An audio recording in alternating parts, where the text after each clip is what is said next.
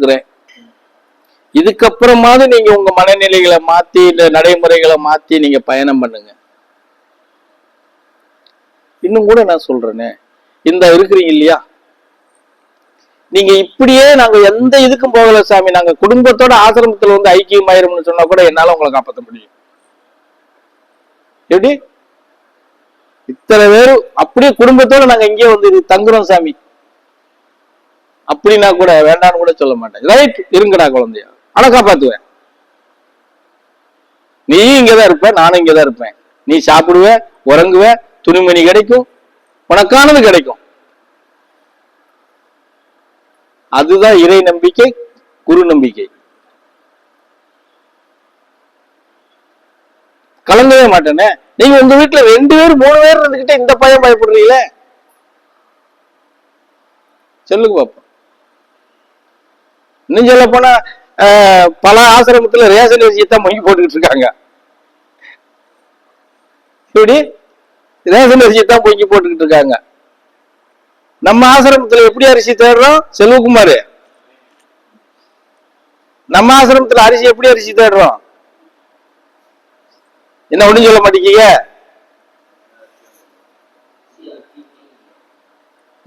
அச்சை அரிசி இருக்கா, ஆப்பிள் அரிசி இருக்கா தேடுறோம். புரியுதா? அது நம்மளால முடியும், நம்பி இருந்தால் முடியும். ஆமா, மேக்சிமம் இன்னைக்கு உங்க நிலைப்பாட்டுக்குள்ள நீங்க என்ன நிலையில இருக்கிறீங்க, எப்படி இருக்கிறீங்கிறத பிரிச்சு கொடுத்துட்டேன். அதை நீங்க உணர்ந்து நீங்க பயணம் எப்படி பண்ணணும்ங்கிறது அது உங்களே சார்ந்தது. ஆமா, கேட்டுட்டு அப்படியே வச்சுட்டு கடைசியில அதுவும் ஒண்ணும் பத்தாம சும்மா சுத்திக்கிட்டு இருந்தா எப்படி இருக்கும்? ஆமா, நான் சொல்றேனே, இன்னும் குரு பூஜை வரைக்கும் பிச்சாசாமி குடும்பமும் கதிரும் இதே மாதிரி இருந்துட்டு இருந்தாங்கன்னு வச்சுக்கீங்க. குரு பூஜை முடிஞ்ச உடனே உன் வீடு வேண்டாம், ஒண்ணு வேண்டாம், தூக்கி எல்லாம் கொண்டு இங்க போட்டுட்டு எல்லாம் இங்க உட்காருங்கன்னு சொல்லிடுவேன்.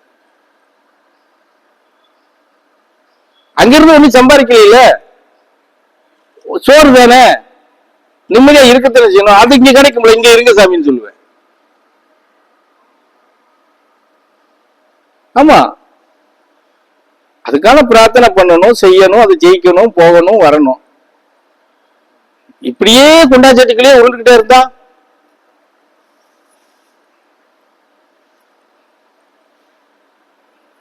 புரியுதா நான் சொல்றது? அதுக்கு தகுந்த மாதிரி நடைமுறையில போங்க, பயணம் பண்ணுங்க, சொன்னதை நம்புங்க, நம்பி பயணம் பண்ணுங்க. நம்பலன்னா உங்களே சேர்ந்தது, நான் என்ன பண்ண போறேன்? நீங்க என்ன 100 ரூபாய் சம்பாதிச்சு கொண்டாந்து என்கிட்ட கொண்டாந்து சேர்த்துட போறீங்க? அப்படி சேர்க்கறது ஒரே ஒரு ஆளு சரவணன் தான் இப்போதைக்கு. எனக்கு அது வேற பயமா இருக்கு. இவன் வேற இப்படி கொண்டாந்து நம்மகிட்ட சேர்த்துக்கிட்டு இருக்கானே, இவங்களை எப்படா நம்ம காப்பாத்தி கொண்டு போறதுன்னு நானே பயப்படுறேன்.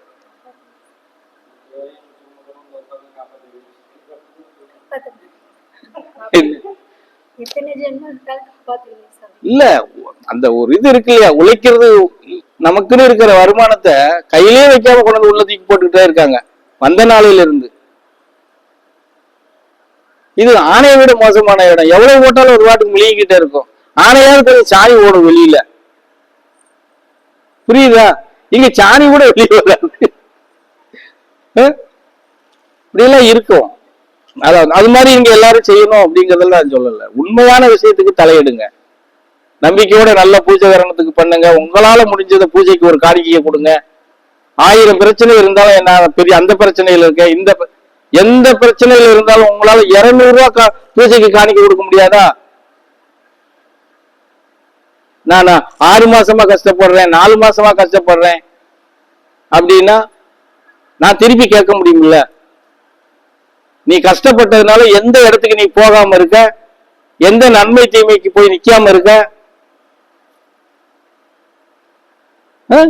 வீட்டுக்குள்ள ஒரு சின்ன ஒரு இது வந்தா செய்யாம நான் கஷ்டப்பட்டுக்கிட்டு இருக்கேன், அது வரட்டும்னு போட்டுக்கிட்டு இருக்கியா?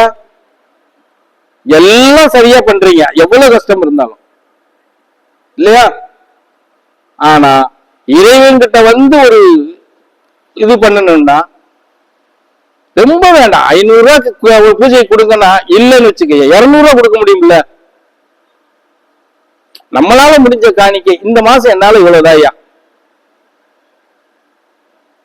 அப்படின்னு கொடுக்கலாம்ல. அதுக்கு கூட நான் இப்படி இருக்கேன் அப்படி இருக்கேன் முடியல,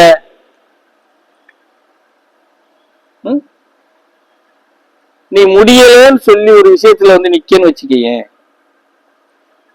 நான் 1.5 மாசமா காய்ச்சல்ல படுத்து கிடக்கையா, இப்போதைக்கு அதை பத்தி கவனிக்க முடியாதுன்னு சொல்றதுக்கு எனக்கு எவ்வளவு நேரம் ஆகும்? இந்த மாசம் கழியட்டும் நான் பாத்துக்கிறேன் அப்படின்னு சொல்றதுக்கு எவ்வளவு நேரம் ஆகும்? நீங்க தான் காரணம் தேட முடியுமா என்ன? ஏற்கனவே நான் கால் நொண்டி தான் நடக்கிறேன், இன்னும் கொஞ்சம் உங்ககிட்ட அதிகமா நொண்டி காமிச்சிட்டு போறேன், புல் பண்ணிடுவேன்ல நானு. இதெல்லாம் மனசுல வச்சுக்கோங்க.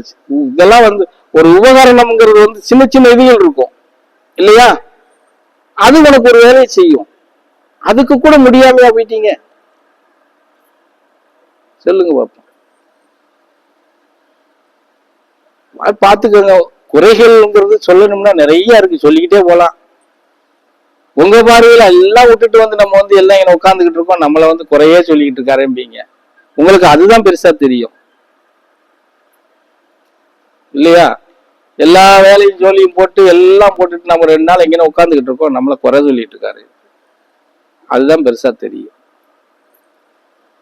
அதனால அதை பெரிய அளவுல குறையா சொல்ல, உங்களுக்கு குணபாவத்துக்களை வெளிப்படுத்துறேன். புரிஞ்சதா?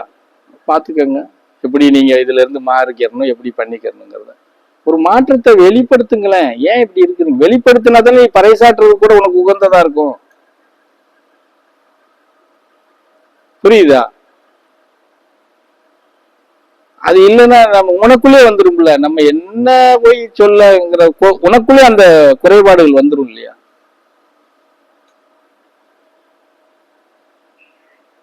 பாத்துக்கோங்க, எப்படி பார்த்து பயணம் பண்ணோம் பண்ணுங்க. சரியா? சரி, எந்திரிங்க. அந்த அம்மா ஏதோ கொஞ்சம் தக்காளி சாதம் எல்லாம் செஞ்சு வச்சிருக்கோம். இல்ல பிரசாதத்திலே காலி பண்ணியாச்சா?